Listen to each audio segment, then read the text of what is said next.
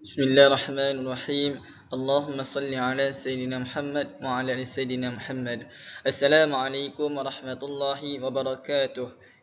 إن الحمد لله نحمده ونستعينه ونشكره ونعوذ بالله من شرورهم ومن سيئات أعمالهم. من يهد الله فلا مضل له ومن يضلل فلا هادي له وأشهد أن لا إله إلا الله وأشهد أن محمد رسول الله. أما بعد. Alhamdulillah, yang pertamanya marilah bersama-sama kita bersyukur kepada Allah SWT dapat kita berkongsi ataupun berjumpa di dalam satu platform media sosial. Alhamdulillah. Jadi insyaAllah nama ana adalah Muhammad Khairul Faiz bin Osman. Jadi insyaAllah pada hari ini ana akan mempersembahkan ataupun berkongsi persembahan digital ana, iaitu berkaitan dengan ulum Al-Quran dan ulum Al-Hadis. Jadi dalam perkongsian ini ana akan membincangkan tentang hadis dhaif dan hadis maudhu' berkisah kelebihan kepada amalan merujuk kepada laman web yang berautoriti. Maksudnya kita merujuk laman-laman web yang boleh dipercayai untuk kita takhrij hadis ataupun beramal dengan sesuatu hadis, agar apa yang kita amalkan itu tidak tersesat atau tidak salah di sisi dalam Islam, insya-Allah. Jadinya kita kena faham hadis adalah merupakan sumber kedua selepas Al-Quran, yang mana taraktu fikum amrayni lan tadillu ma tamassaktum bihima, kitaballah wa sunnatu nabiyyih. Yang bermaksud aku tinggalkan kepada kamu dua perkara, iaitu kitab Allah iaitu Al-Quran dan juga sunnahku iaitu hadis Nabi baginda Nabi Muhammad sallallahu alaihi wasallam.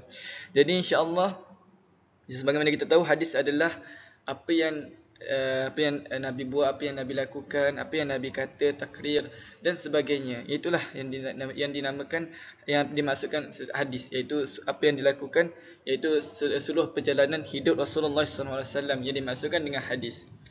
Jadi hadis ini terbagi kepada banyak hadis. Jadi adanya hadis sahih, hadis hasan, hadis dhaif dan juga hadis maudhu'. Jadi insya-Allah pada perkongsian anda pada malam ini, anda akan berkongsi berkaitan dengan hadis dhaif dan hadis maudhu'. Jadi secara ringkas yang anda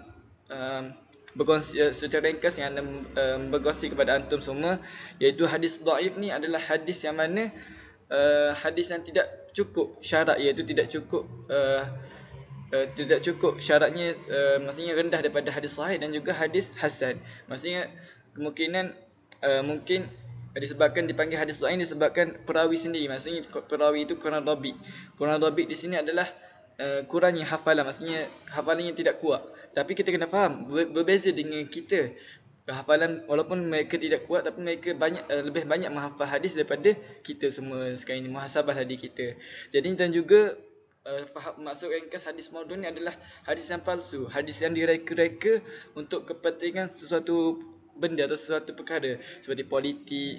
Sebagaimana kita tahu, hadis maudhu' ni, munculnya hadis maudhu' ni ataupun selepas pembunuhan Sayyidina Osman bin Affan, golongan-golongan Syiah ni, golongan-golongan Syiah ni banyak meriwayatkan hadis, berkurang 300,000 hadis tak silap untuk kepentingan puak mereka sendiri. InsyaAllah yang tu boleh cek semula, insyaAllah. Jadinya pada malam ini, pada hari ini, anda akan masuk berkaitan dengan hadis dhaif. Iaitu dari segi bahasa, hadis ni adalah dhaif adalah sifat musyabah ataupun lawan bagi kuat. Maksudnya dhaif ni adalah lemahan, maksudnya hadis yang kurang. Maksudnya kurang, biasanya hadis ni maksudnya tidak digalakkan untuk diamalkan. Maksudnya boleh beramal tapi tidak digalakkan. Nanti kita akan lihat macam mana cara pengamalan bagi hadis dhaif. Iaitu juga dalam sebuah wa huwa ma lam yajma' sifatus sahih au al-hasan. Maksudnya hadis dhaif ni ialah hadis yang tidak memenuhi syarat hadis sahih ataupun hadis hasan. Maksudnya syarat hadis sahih ni lebih tinggi daripada hadis hasan. Hadis hasan ni lebih tinggi daripada hadis dhaif, dan hadis dhaif ni lebih tinggi daripada hadis maudhu'. Maksudnya hadis maudhu' ni memang tidak boleh diguna pakai, sebabnya memang palsu, dia hadis yang direka-reka untuk kepentingan suatu perkara. Jadi dalam kehidupan ini kita kena beramal dengan hadis sahih agar hidup kita ni sentiasa dipandu oleh Allah SWT. Jadi juga ia boleh dibahagikan kepada dua, iaitu dhaif dengan yang boleh diangkat martabatnya menjadi hasan li ghairi dengan wujudnya syawahid atau mutaba'ah, dan dhaif berat pula tidak boleh diangkat martabatnya. Jadi dalam hadis dhaif ni, ada hadis dhaif ni yang banyak periwayatnya yang mana hadis ni boleh diangkat menjadi hasan. Maksudnya boleh dijadikan sebagai hasan sebab banyak yang meriwayatkan tentang hadis dhaif ni. Tapi ada hadis dhaif ni adalah hadis yang susah untuk atau berat untuk kita ni mengangkat ia menjadi hadis yang boleh diamalkan. Maksudnya memang dhaif lemah, dhaif memang berat tu. Jadi dalam hufaz telah menghukum sesuatu hadis sebagai dhaif yang berat adalah disebabkan hilangnya sifat adalah pada salah seorang perawi ataupun lebih. Maksudnya perawi itu kurang lebih maksudnya kurang ada cacat pada perawi yang meriwayatkan hadis ini. Jadi ada kita pergi kepada hukum beramal dengan hadis dhaif. Adakah boleh diamalkan secara mutlak atau ia memiliki syarat-syarat tertentu? Jadi kita tengok para ulama ni ia berbeza pendapat yang mana dalam menentukan adakah hadis dhaif ni menjadi hujah di dalam hukum dan boleh diamalkan di dalam fadail amal. Fadail amal ni maksudnya kelebihan beramal, maksudnya bolehkah kita beramal dengan hadis dhaif ni? Jadinya dalam ulama menetapkan tiga pendapat ataupun tiga pendapat berkaitan hadis dhaif ni. Yang pertama sekali adalah hadis dhaif ini adalah hujah secara mutlak. Maksudnya hujah secara mutlak ni ia boleh diamalkan dengan hadis tu tidak terlalu dhaif dan juga tidak ada dalam suatu bab menaikkannya sahaja. Jadi hadis tu tak terlalu dhaif untuk kita beramal dengan hadis tu. Ini adalah pendapat bagi Imam Abu Hanifah, Imam Malik bin Anas, Imam Syafi'i, Imam Ahmad dan ramai lagi yang menyokong tentang pendapat pertama. Adanya pula pendapat kedua, iaitu hadis dhaif tidak boleh diamalkan atau dijadikan hujah di dalam hukum dan juga fadhail amal. Ini pula merupakan pendapat Yahya bin Ma'in, Al-Bukhari, Muslim, Ibnu Hazim dan ramai lagi. Jadi pendapat kedua ni menyatakan bahawa hadis dhaif ni memang tidak boleh kita digunakan untuk dalam kita sebagai kelebihan kita beramal dan juga untuk dijadikan hujah dalam kita berdebat. Memang tidak boleh. Jadi kita kena, kalau dalam kita berdebat ataupun untuk kita sampaikan, kita kena pastikan kesahihan hadis yang kita perolehi itu dengan menggunakan sumber-sumber yang berautoriti. Jadi pendapat ketiga mengatakan adalah hadis dhaif ni hanya boleh diamalkan di dalam fadail amal dan tidak menjadi hujah di dalam hukum. Jadi pendapat ketiga ni ini merupakan pendapat jumhur ulama, tetapi para ulama telah meletakkan beberapa syarat untuk beramal dengan hadis dhaif. Jadinya hadis dhaif ni pendapat ketiga ni kata boleh diamalkan di dalam kelebihan beramal, dan kita ni tidak boleh menjadikan hadis ni sebagai hukum, hujah dalam suatu hukum untuk kita berdebat, untuk kita menyatakan hukum-hukum tertentu.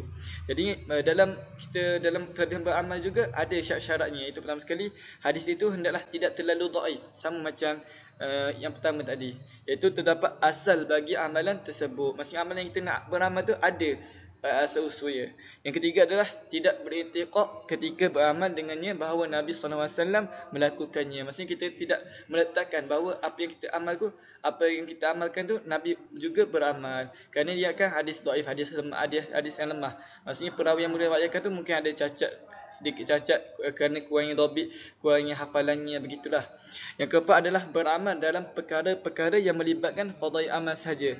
Maksudnya hadis dhaif ni kita beramal dalam perkara-perkara yang boleh mendatangkan kelebihan dan amalan sahaja. Maksudnya kita tidak menggunakan dalam sebagai hujah kita dalam perdebatan hukum-hukum. Okey, jadinya kesimpulannya, selepas kita meneliti pada pendapat para ulama ni dalam menjadikan hadis dhaif sebagai hujah dan boleh diamalkan dalam fardhu amal, jadi kesimpulannya adalah oleh itu harus beramal dengan hadis dhaif, tetapi dalam masa yang sama perlu diikat dengan syarat-syarat atau panduan-panduan seperti yang dinyatakan oleh jumhur ulama, sebagaimana yang dinyatakan dalam pendapat yang ketiga. Ini juga merupakan pendapat Imam An-Nawawi dan Mulik Al-Qari. Jadinya kita ni boleh beramal dengan hadis dhaif, tapi kita kena ikut syarat-syarat yang telah ditentukan ataupun diletakkan oleh jumhur ulama di dalam pengamalan hadis dhaif ini dalam fadail amal. Jadi seterusnya kita pergi pada hadis maudhu'. Hadis maudhu' ni kita tahu hadis yang palsu, hadis yang direka-reka. Mari kita lihat maksud hadis maudhu', iaitu hadis maudhu' adalah sesuatu yang disandarkan kepada Nabi Muhammad SAW, baik perbuatan, perkataan, takrir dan sifat beliau secara dusta. Maksudnya secara kita sandarkan tu Nabi tak buat pun, tapi kita kata Nabi buat. Itulah hadis maudhu'. Maksudnya kita mereka-reka cerita. Lebih tepat lagi, ulama hadisnya mendefinisikan sebagai apa-apa yang tidak pernah dikeluar dari Nabi SAW, baik dalam bentuk perkataan, perbuatan atau takrir, tetapi disandarkan kepada beliau secara sengaja. Macam anda katakan tadi, hadis ni yang direka-reka, Nabi tak pernah buat, tapi kita sandarkan, maksud kita nyatakan bahawa Nabi melakukan hal ini. Jadi benda tu hadis maudhu' palsu lah. Jadi dalam Imam An-Nawawi juga berkata, al-maudhu' huwa al-mukhtalaqu al-masnu' wa syarru dhaif. Yang maksud hadis palsu adalah hadis yang direka atau dicipta, dan ia adalah seburuk-buruk hadis dhaif. Jadinya hadis maudhu' ni rendah lagi daripada hadis dhaif. Hadis dhaif tu dah lemah, tapi maudhu' ni direka lagi lemah. Maksudnya memang tidak boleh beramal. Jadi hukum kita meriwayatkan hadis palsu ni, iaitu hadis maudhu' ni adalah para ulama menyatakan bahawa tidak dibolehkan atau hukumnya haram bagi kita meriwayatkan hadis palsu apabila diketahui akan keadaannya, iaitu palsu. Maksudnya kita tahu dah hadis ni palsu, melainkan bagi menjelaskan akan kepalsuannya, melainkan kita nak jelaskan tentang hadis tersebut kenapa dia palsu. Mungkin ada sebab-sebab tertentu kenapa dia palsu.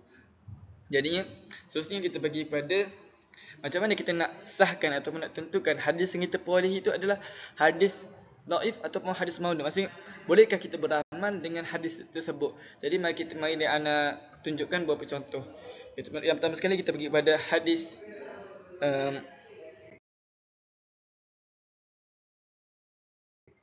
contoh hadis dhaif. An Abi Hurairah qala Rasulullah sallallahu alaihi wasallam, awwalu syahri Ramadan rahmah wa awsatu maghfirah wa akhiru itqum minan nar. Yang maksudnya permulaan bulan Ramadan ni membawa kerahmatan, pertengahan keampunan, dan kesudahannya pelepasan dari api neraka. Alhamdulillah kita biasa dengar tentang hadis ni. Maksudnya hadis ni memang popular bila tibanya bulan Ramadan, tapi kita tak tahu sama ada hadis ni adalah hadis sahih, hasan ataupun dhaif ataupun maudhu'. Jom kita lihat. Jadinya alhamdulillah terjumpa hadis ni di dalam laman web Al-Manhaj berkaitan hadis maudhu' yang banyak beredar pada bulan Ramadan. Jadinya hadis ni kalau antum semua perasan, kebanyakannya ada setengah tempat yang menjadikan hadis ni sebagai banner. Jadi mari kita rungkaikan. Jadi selepas anda terjumpa hadis ini di dalam laman web tersebut, anda menggunakan beberapa sumber ataupun beberapa sumber yang berautoritas untuk anda rujuk untuk menentukan hadis ni dhaif ataupun maudhu'. Supaya bila kita beramal tu, insya-Allah kita ni mestinya apa yang kita lakukan diredai oleh Allah SWT. Jadi pertama sekali, selepas ana merungkai mencari tentang berkaitan hadis ni, merujuk kepada laman web berautoriti, ana berjumpa banyak pendapat yang mengatakan hadis ni adalah dhaif jiddan, maksudnya sangat lemah, ataupun munkar, la tujadu bayanat, ataupun tiada asal baginya, dan juga isnad dhaif.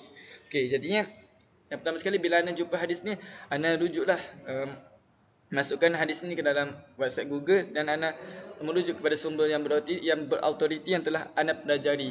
Jadi yang pertama sekali anda rujuk kepada Arsyiful Islam.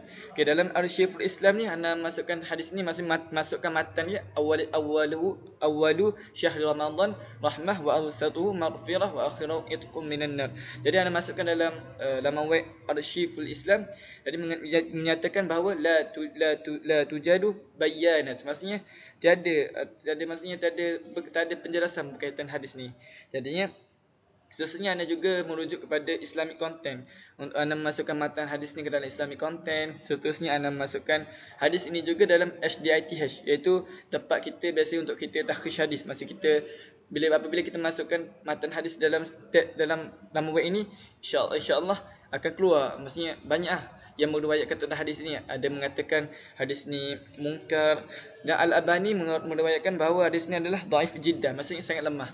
Dan banyak lagi pendapat yang menyatakan tentang hadis ini. Jadi antum semua boleh menggunakan nama web HDITH, iaitu sama ada antum nak masukkan hadis yang antum cari, matan hadis, ataupun masukkan ayat Quran untuk mencari suatu hadis yang berkenaan dengan ayat tersebut, berkaitan perpecahan umat ke, akhir zaman ke, dan sebagainya. Dan seterusnya anda juga merujuk kepada semakhdis.com. Okey, semakhdis.com ni adalah popular sekarang ni. Maksudnya kita masukkan matan hadis dan dia akan bagi tahu sama ada hadis yang kita pilih ni adalah hadis hasan, sahih, maudhu' ataupun dhaif. Sama dia kita boleh baca sebab apa dinyatakan dhaif. Maksudnya ada syarah dia. Dan juga anda juga memasukkan matan hadis dhaif ini anda terjumpa ini ke dalam anda terjumpa juga anda cari adanya mufti atau pejabat mufti wilayah ni isyadul hadis ni yang menguraikan tentang pendapat tentang hadis ini. Jadinya menyatakan bahawa sama macam pendapat ada yang mengatakan dhaif jiddan, munkar. Jadi seterusnya anda juga masukkan matan hadis ini ke dalam Daranet, iaitu salah satu laman web untuk kita ni mengetahui untuk kita takhris hadis atau kita mengeluarkan memastikan hadis yang kita peroleh itu adalah apakah status hadis ni, untuk kita tentukan status hadis supaya apa yang kita amalkan tu tidak lari daripada apa yang kita nak buat tu.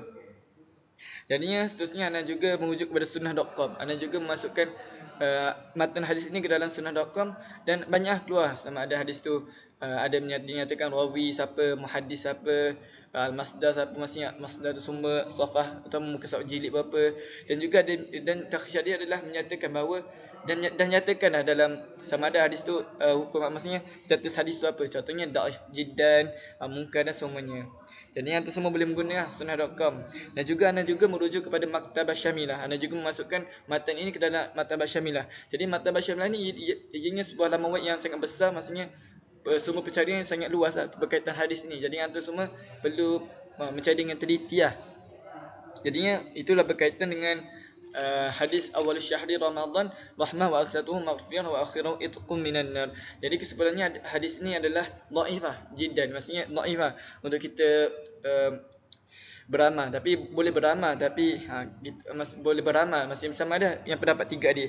Ada yang mengatakan boleh beramal tapi tidak terlalu dhaif. Yang kedua adalah memang tidak boleh beramal dan dijadikan hujah dalam hukum. Yang ketiga adalah boleh beramal dan tidak boleh dijadikan hujah di dalam hukum. Jadi kita boleh tengok tapi sebab hadis dhaif jadinya boleh beramal . Jadi kita tengok syarat-syarat yang tadi, maksudnya tidak terlalu dhaif. Jadi itulah kesimpulannya. Hadis ini boleh diamalkan. Jadi apabila kita dapat memperolehi satu hadis tu, kita perlulah merujuk kepada laman web yang berautoriti, menggunakan laman web yang nyatakan tadi. Seterusnya kita pergi pada contoh hadis maudhu'. Jadinya contoh hadis maudhu' ni anda terjumpa juga di dalam laman web internet ataupun laman media sosial yang mengatakan bahawa kebanyakan biasa hadis-hadis yang maudhu' ni dhaif ni banyak berlega-lega di media sosial kita pada hari ini. Jadinya apabila kita lihat suatu hadis tu, kita jangan terus menyebarkan ataupun menyebarkan perkara yang belum kita pasti. Kita perlu merujuk dulu ataupun mencari sumber-sumber yang berautoriti ni untuk kita rujuk sama ada hadis ni dhaif ke, sahih ke, hasan ataupun hasan. Jadi hadis maudhu' yang anda jumpa adalah hubbud dunya ra'su kulli khati'ah, yang bermaksud cintakan dunia merupakan puncak kepada segala kejahatan. Jadi hadis ni anda masukkan dekat Google dan banyak keluar. Ada ikut Daranet, Arsyiful Islam, dan juga anda merujuk kepada laman web Muftiyah. Ada Dr. Zulkifli Al-Bakri ada mensyarahkan tentang hadis ni ataupun membagi berkaitan ulama-ulama mengatakan tentang para muhaddis yang mengatakan tentang status hadis ini. Jadi banyak mengatakan tentang hadis ni adanya dhaif, maudhu', tapi kebanyakan mengatakan maudhu' mursal. Maksudnya mursal ni di sini adalah ia sandarkan kepada Hasan Al-Basri terus kepada Rasulullah tanpa melalui sahabat. Maksudnya ia terputus sanad ia. Jadinya kita lihat, jadi selepas anda terjumpa dengan hadis ni, anda rujuklah menggunakan laman web yang berautoriti yang anda nyatakan sama-sama macam hadis yang sebentar tadi, hadis dhaif tadi. Jadinya hadis Maudhu' ni adalah contohnya bila anda polih tentang hadis ini, anda rujuk kepada Arsyiful Islam. Ya, dalam Arsyiful Islam ni menyatakan la tujadu bayanat. Yang kedua anda rujuk kepada islamiccontent.com.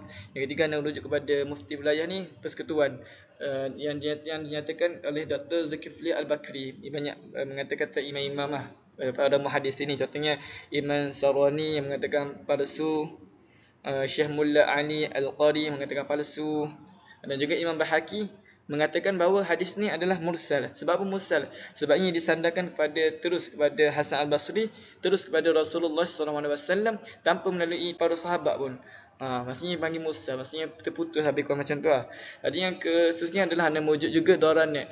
Okay, Doranet ni merupakan laman web yang berautoriti untuk kita mencari tentang hadis ni, untuk kita tahu sumber status sumber hadis ini.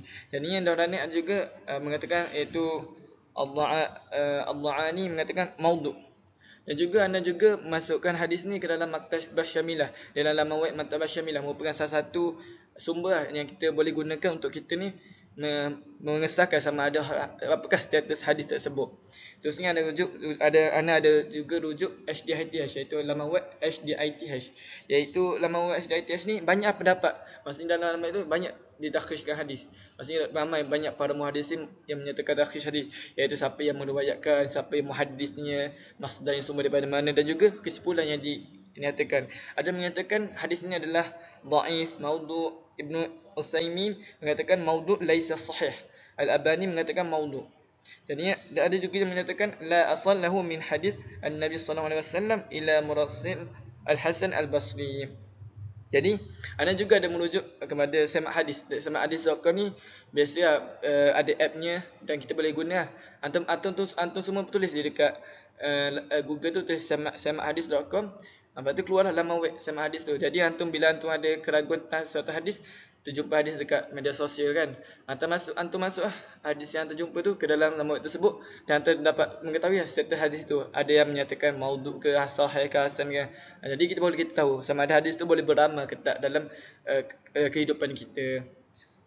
Jadi anda juga merujuk kepada sunnah.com, dan juga dalam semak hadis tadi anda ada jumpa ada mengatakan palsu, bukan hadis ataupun lemah. Jadinya kita tahu hadis maudhu' ni memang hadis yang tidak kita boleh, memang haram untuk kita beramal di dalam fardhu amal dalam kehidupan kita, kerana hadis ni adalah direka-reka.